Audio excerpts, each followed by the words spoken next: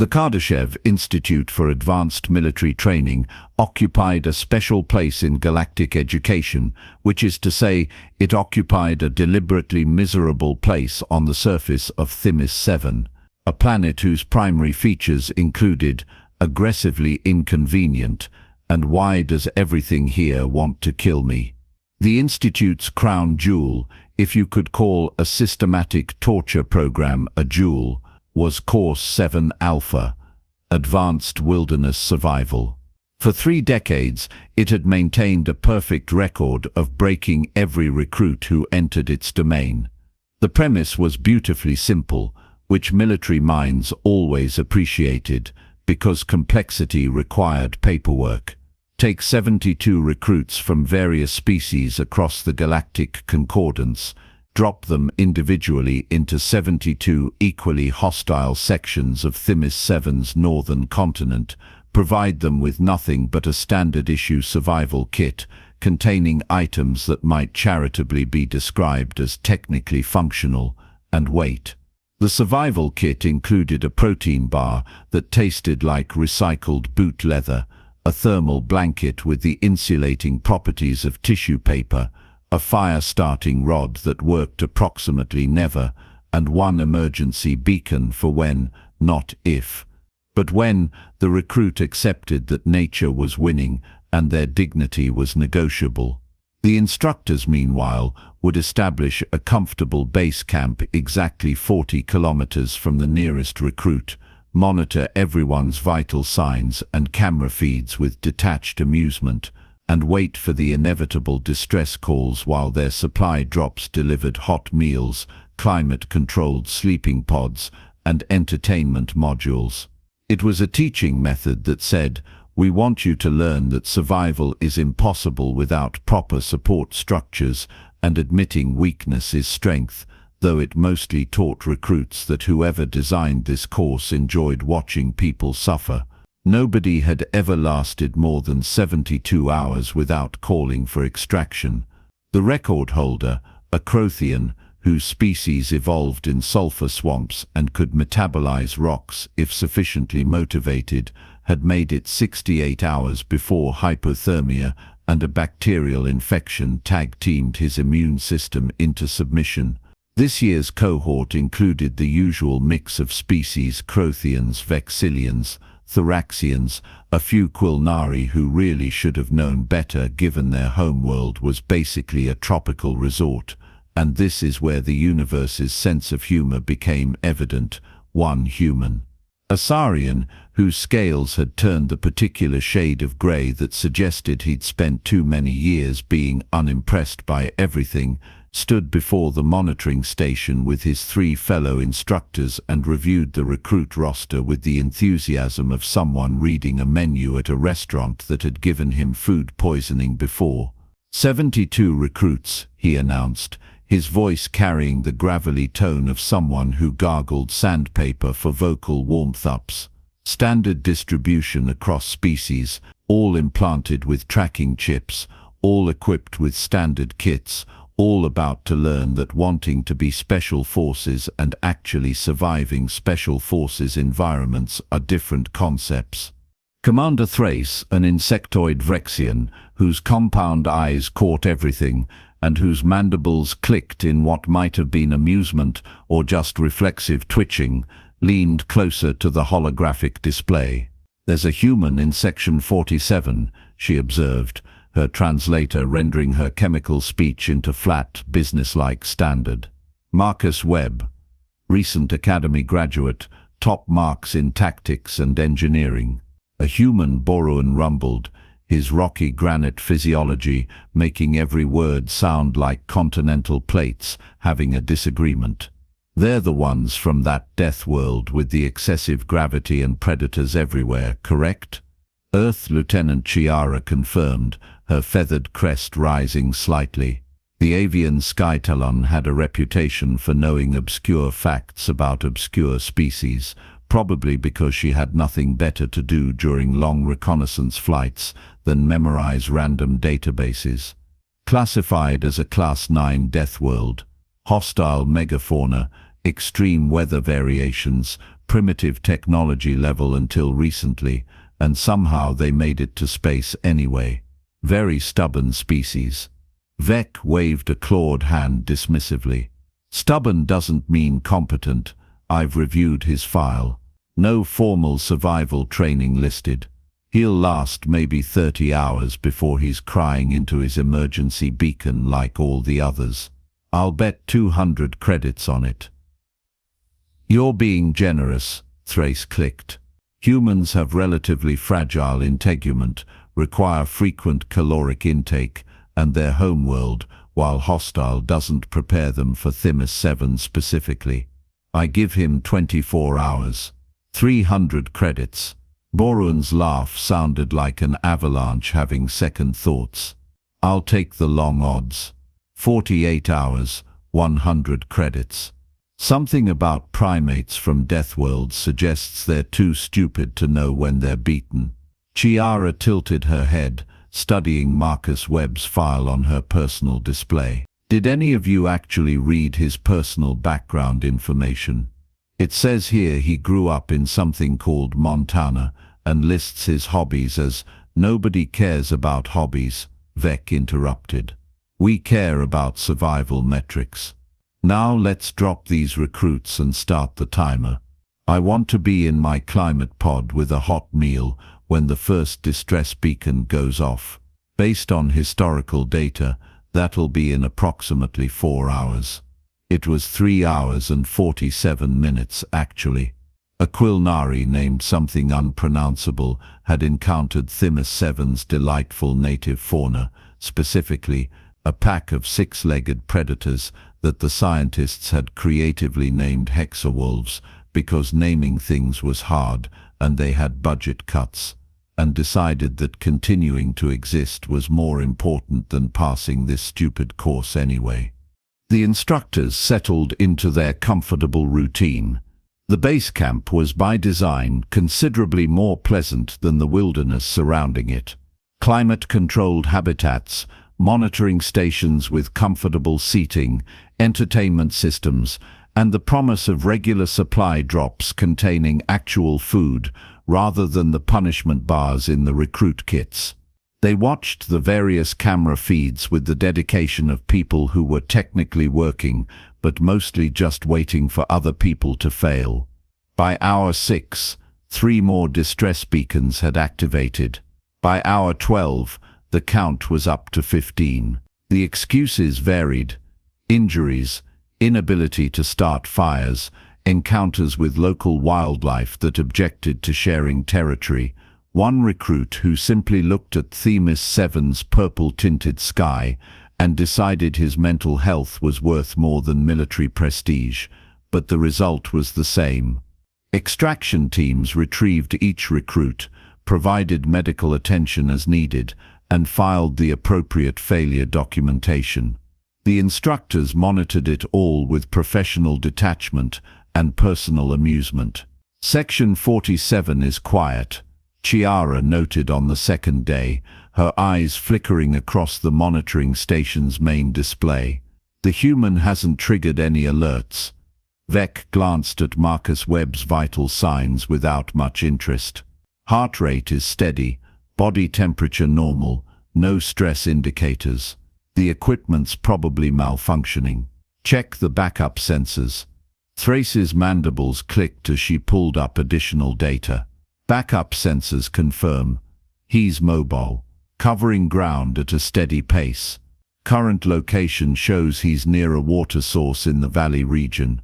Probably dying slowly, Vec suggested helpfully. Some species go into a calm state before total system failure. Or he found water and knows enough to stay near it. Borun countered.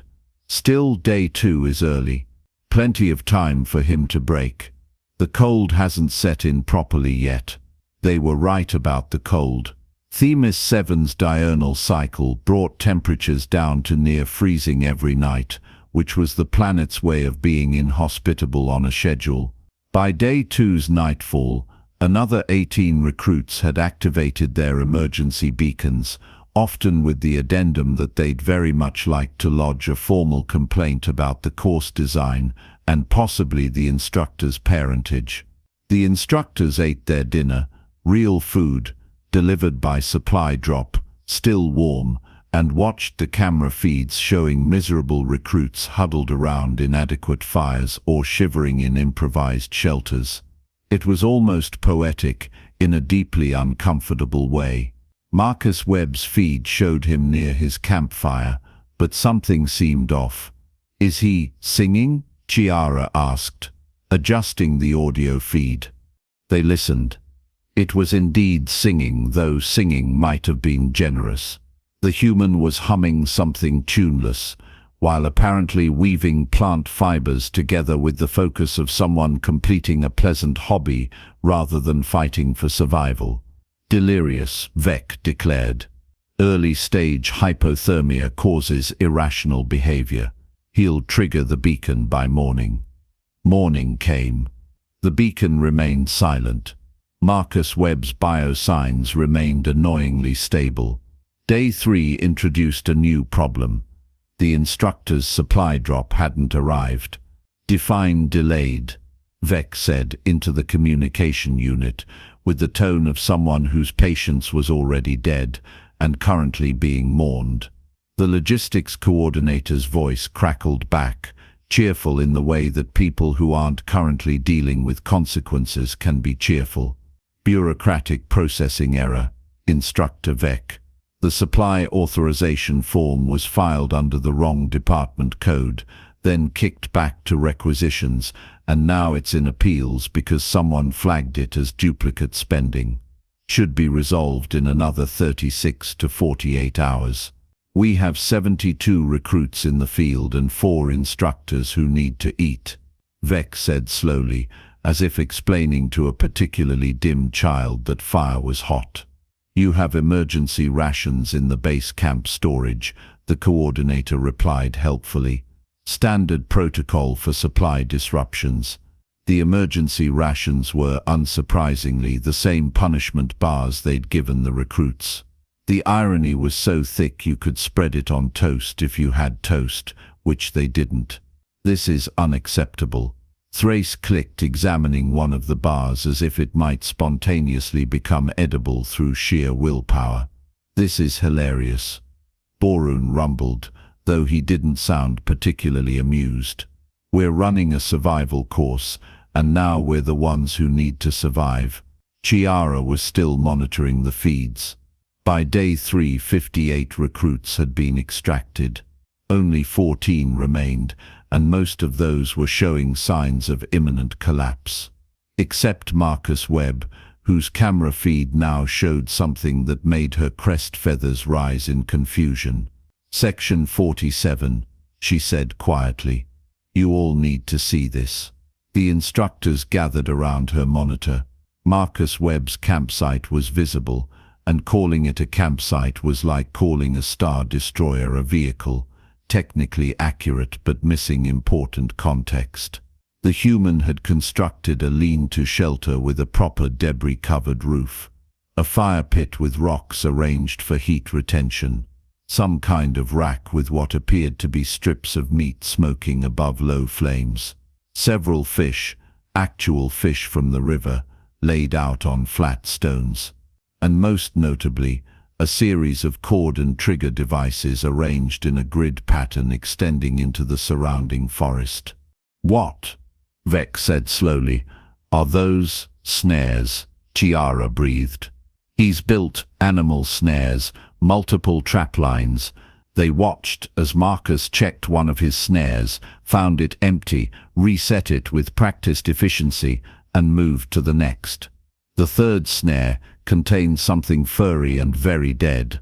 He retrieved it, reset the trap, and carried his catch back to camp, where he began the process of skinning it with a knife he'd apparently fashioned from a sharp stone and some cord. "He's hunting," Thrace said, her mandibles frozen in disbelief. "The human is hunting." "And fishing," Borun added. "Those are definitely fish." "How did he catch fish?" They rewound the footage.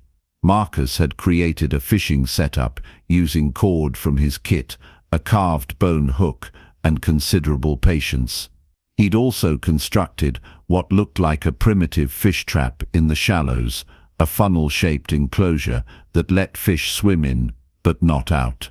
"This is," Vec started, then stopped, because he genuinely didn't have words for what this was.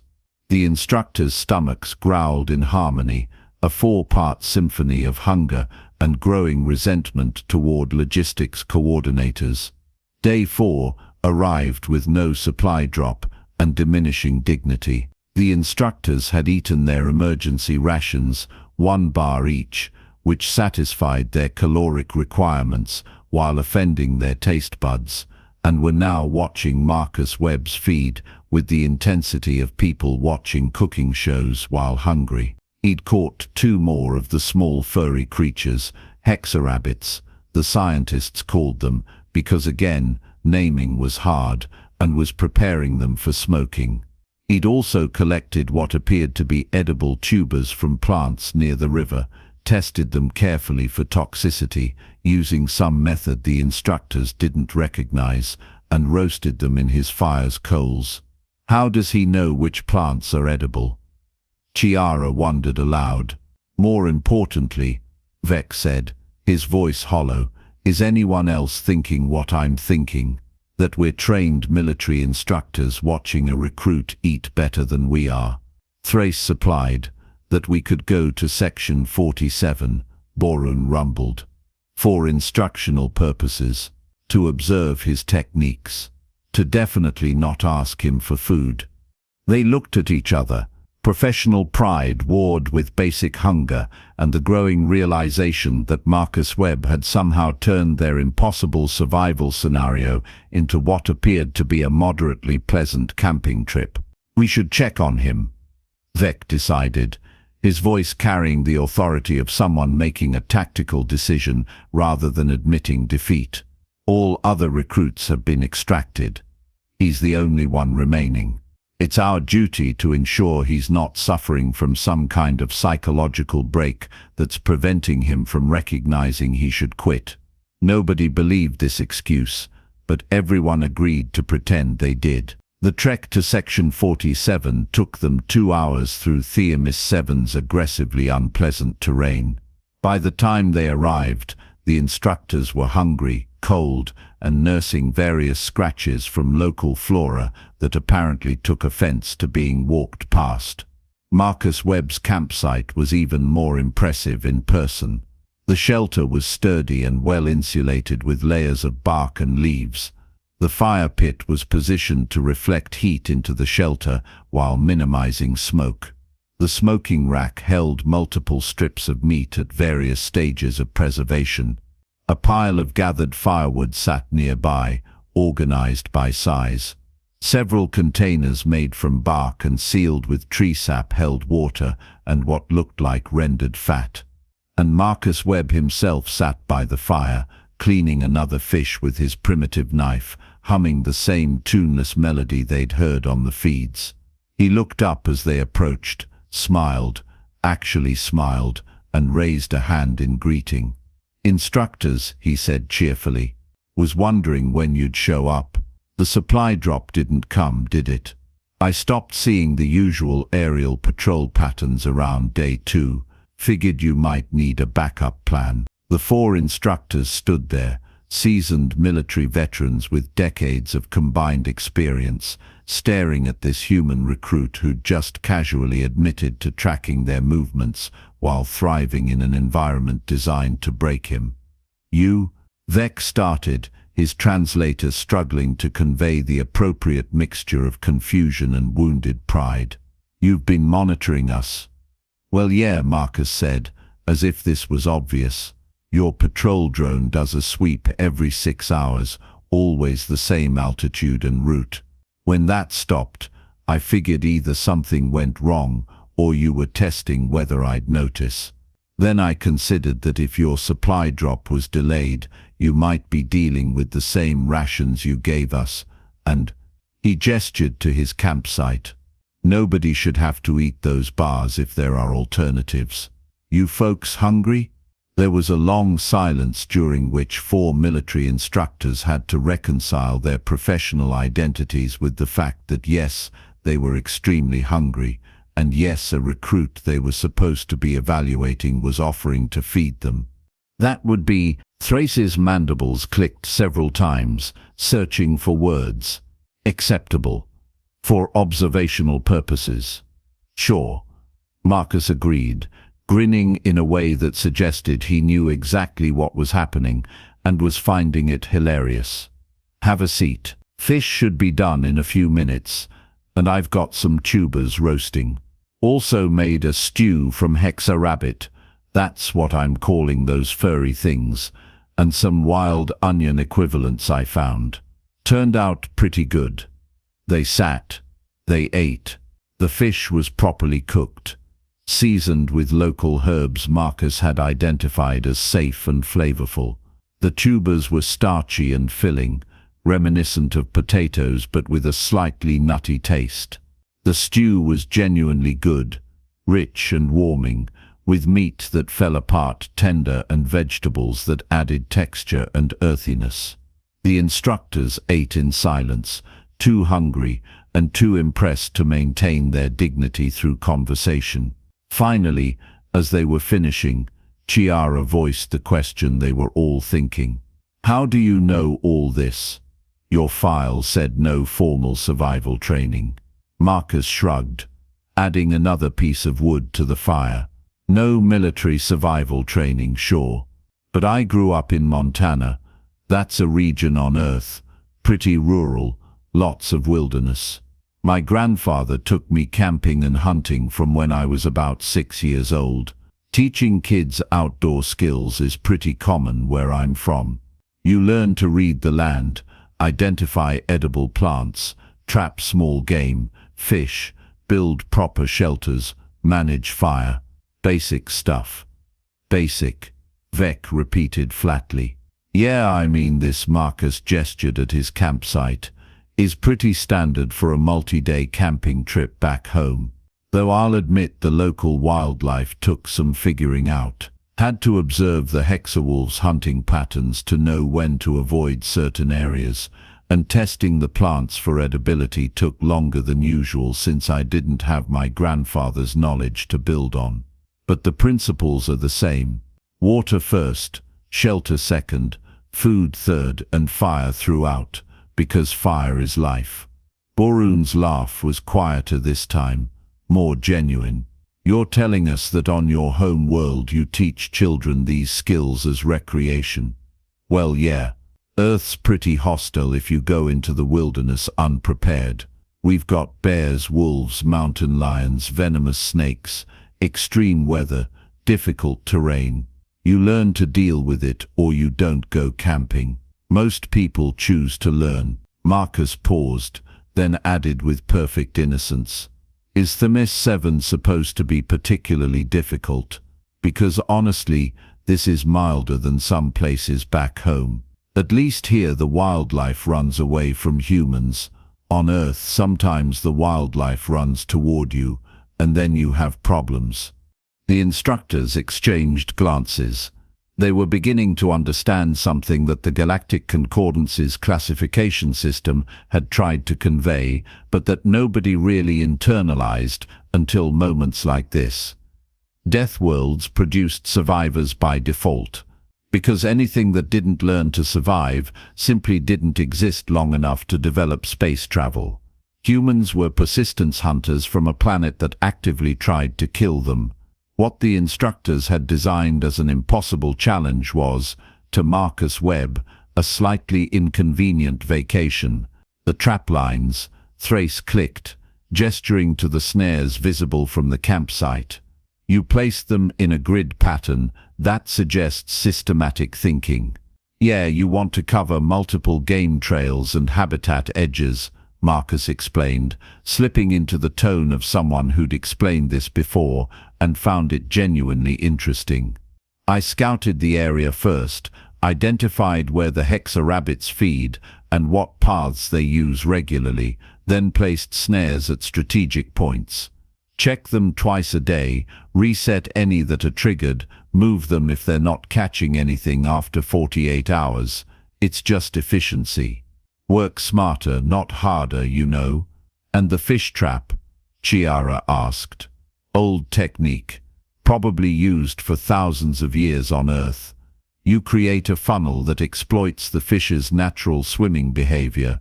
They go in looking for shelter or food, can't figure out how to leave. Non-lethal, sustainable, low effort. I can check it once a day and usually get something.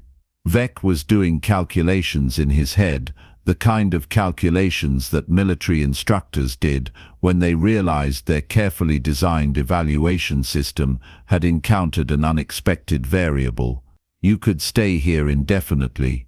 It wasn't a question, but Marcus answered anyway. Oh, probably not indefinitely. Eventually I'd deplete the local game and would need to relocate. Or seasonal changes might make certain resources unavailable. But for the duration of this course, sure, I've got enough food preservation going that I could probably stay comfortable for a couple months if needed. Though I'd want to build a better shelter if I was staying that long. This lean-to is fine for short term, but long term I'd want something more substantial. A couple of months, Borun repeated, his voice carrying a note of disbelief that transcended species barriers. Sure, why, how long is the course? Marcus asked innocently. 72 hours, Chiara said quietly. The record for not calling for extraction is 68 hours. You're currently at 96 hours and appear to have been planning to stay longer. Marcus blinked. Oh, I mean, I figured it was at least a week, maybe 2. 72 hours is barely enough time to get a good camp established. He paused, looking at their expressions. Did I misunderstand the assignment? No, Vec said slowly, a smile creeping onto his reptilian features for the first time in years. No, you understood it perfectly, perhaps better than we did. They talked longer, the instructors asking questions about Earth survival techniques, while Marcus shared knowledge with the unself-conscious ease of someone who'd never considered this information might be unusual. He explained bow drill fire starting, various types of deadfall traps, methods for preserving meat without modern equipment, how to identify north using the sun and stars, water purification through boiling and filtration, and approximately 24 other skills that he considered basic, but that the instructors were frantically memorizing for future reference. As the sun began setting, the MS-7's sun was actually a pleasant orange color, Marcus noted, made for nice evenings. The instructors prepared to return to base camp. We'll file our evaluation report tonight, Vec said, extending a clawed hand that Marcus shook with the casual grip of someone who'd handled considerably more dangerous things than reptilian claws. Congratulations, Recruit Webb. You've passed Course 7 Alpha with the highest marks in the program's history. Thanks, Marcus said, grinning. Though honestly this was easier than the survival camping trip my grandfather took me on when I was 12. That was 2 weeks in the Rockies during spring snowmelt. Now that was challenging. The instructors left, carrying the remaining stew Marcus had insisted they take, walking back through Themis 7's wilderness while mentally composing a report that would fundamentally change how the Galactic Concordance approached survival training. Behind them, Marcus Webb banked his fire for the night, checked his trap lines one final time, and settled into his shelter while humming contentedly. Tomorrow, he'd been told, an extraction team would arrive. Tonight he'd enjoy one last evening, under an alien sky, comfortable and well-fed, exactly as his grandfather had taught him to be. The report filed by the instructors became legendary in military training circles. It recommended either significantly increasing the difficulty of Course 7 Alpha, exempting humans from wilderness survival evaluation entirely, or And this was the option that gained the most traction, hiring humans as survival instructors, because clearly Earth had figured something out that the rest of the galaxy had missed. The Kardashev Institute's supply chain coordinator received a formal reprimand for the delayed shipment and an informal note of thanks for accidentally creating the most educational moment in the program's history. And Marcus Webb, upon returning to the academy, was immediately recruited to help redesign the survival curriculum, a task he accepted with the cheerful observation that if they really wanted to make it challenging, they should try adding mosquitoes. When asked what those were, his description of tiny flying insects that bite you and spread disease made several instructors reconsider their life choices. The galaxy learned a valuable lesson that year: never assume your impossible is universal. Somewhere out there is always a species for whom your nightmare scenario is their version of a relaxing weekend, and they'll probably offer to make you dinner while explaining why you're overthinking things. Earth, that little death world spinning away in an unremarkable corner of the galaxy, continued producing humans who treated survival as a hobby and disasters as mild inconveniences. The Galactic Concordance made note of this in their files, flagged it as important, and tried very hard not to think about what it meant that humans considered their training programs not that bad actually. In Montana, Marcus Webb's grandfather received a message from his grandson about passing some military course. He replied with congratulations and asked if they'd taught him anything new. Marcus admitted they hadn't, but the scenery had been nice, and he'd learned that alien fish tasted pretty similar to Earth trout, which was interesting from a xenobiology perspective. His grandfather sent back a single line: "Proud of you, kid. Same time next year for our annual trip." Marcus confirmed, already looking forward to a real challenge.